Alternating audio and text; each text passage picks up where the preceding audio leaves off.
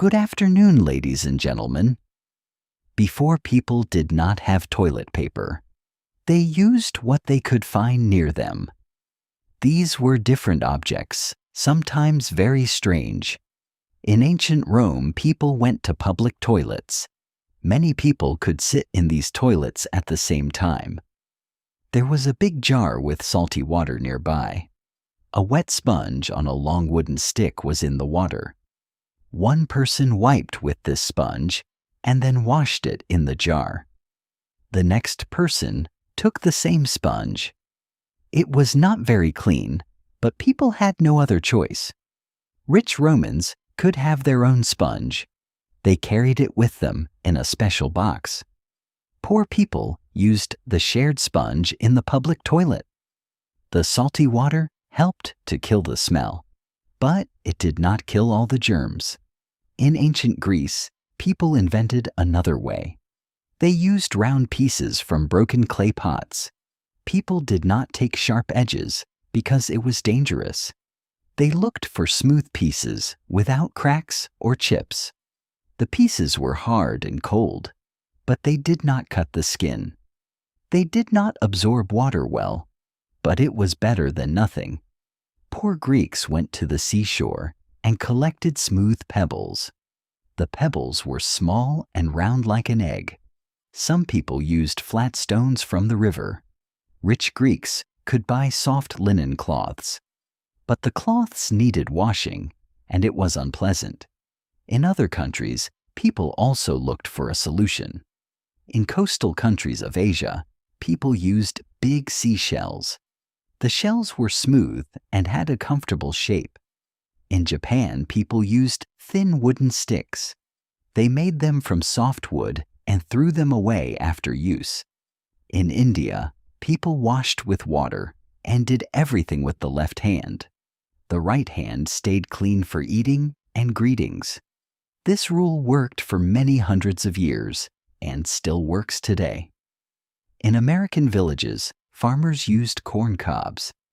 The cob had a convenient handle made of leaves.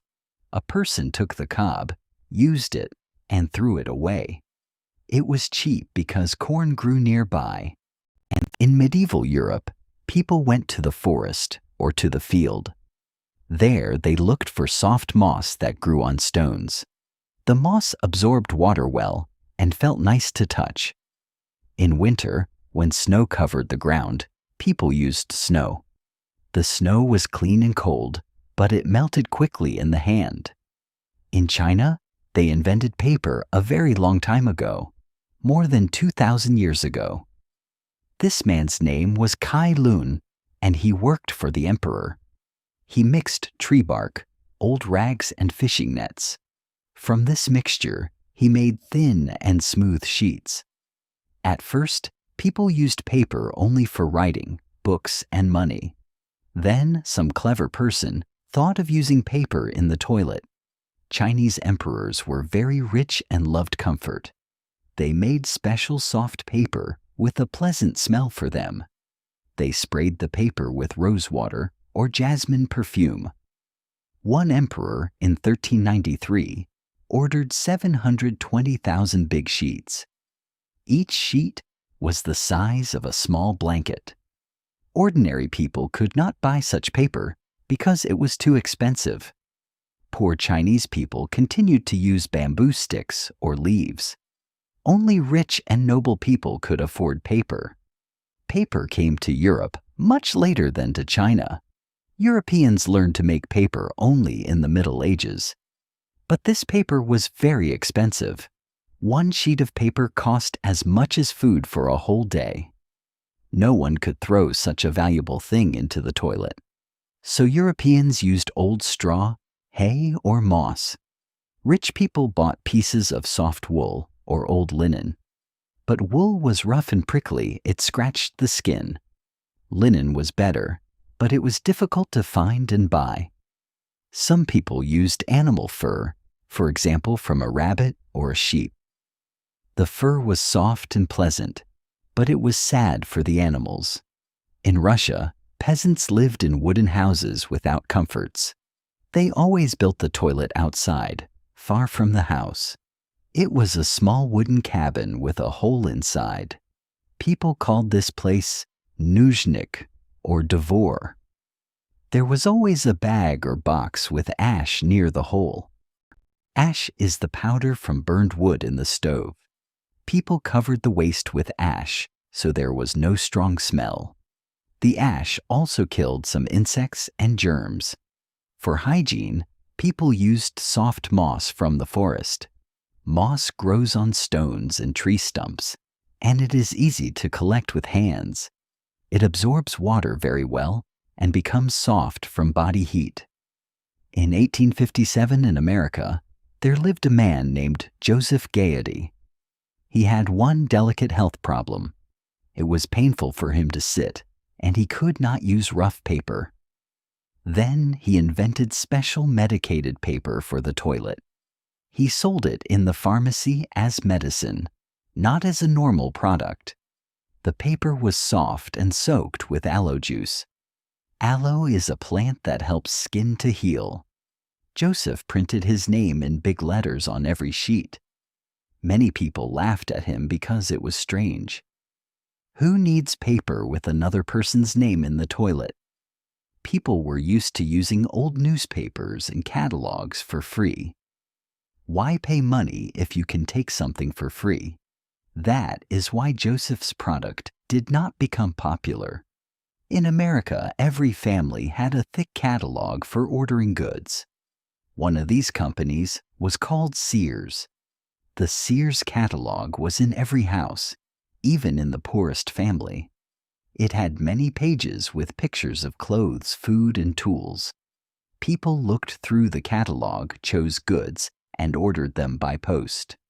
When the catalog became old, they did not throw it in the trash.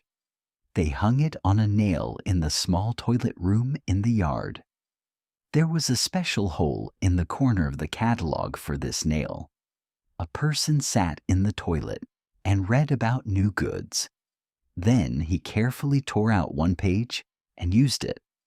The catalog was free, soft, and absorbed water well. It was the best option for poor Americans. The real breakthrough happened in 1890. One American company invented toilet paper on a roll. Before that, they sold paper only as separate sheets in a box. The roll was more convenient because the paper did not fall on the floor.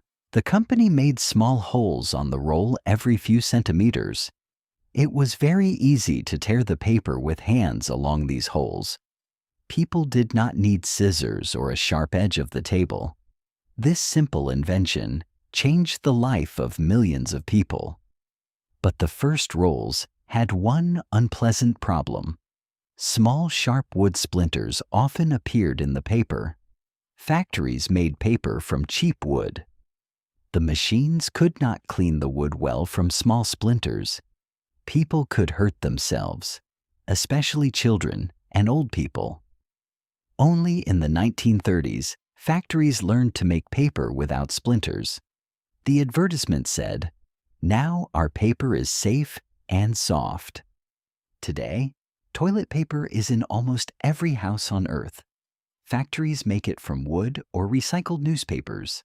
Paper can have 1 layer, 2 layers, or even 4 layers. The more layers, the softer and more pleasant the paper is. They paint white paper with a special substance, although it can be gray. Simply the white color seems cleaner to people. In Europe, some people do not use paper at all. They have a small tap at home which is called a bidet. They wash with water and use paper only to dry. In Japan, they sell warm seats for the toilet. The seat washes the person with warm water and dries with air. Paper is almost not needed there, but Japanese people still buy it. Every year, factories make millions of kilometers of toilet paper. This paper could wrap the whole Earth many times. For paper production, whole forests are cut down every year. Scientists are looking for other materials to make paper. In China, they already make paper from bamboo, which grows very fast. In India, they use old newspapers in cardboard boxes. In Europe, many people buy paper from recycled materials. This paper is gray and a little harder than white paper, but it saves trees from being cut down. We use toilet paper every day. We almost never think about how it appeared, but its history is thousands of years long. People went a long way from a wet shared sponge to a soft roll. People used pieces of pottery, moss, snow, leaves, and corn cobs. Toilet paper helped cities not to choke in their own dirt. It saved millions of people from cholera, typhoid, and other diseases. It became part of a big system of clean water and good pipes. So the next time you take a soft roll in your hand, remember this story. And say thank you to the people who invented paper for the most important job.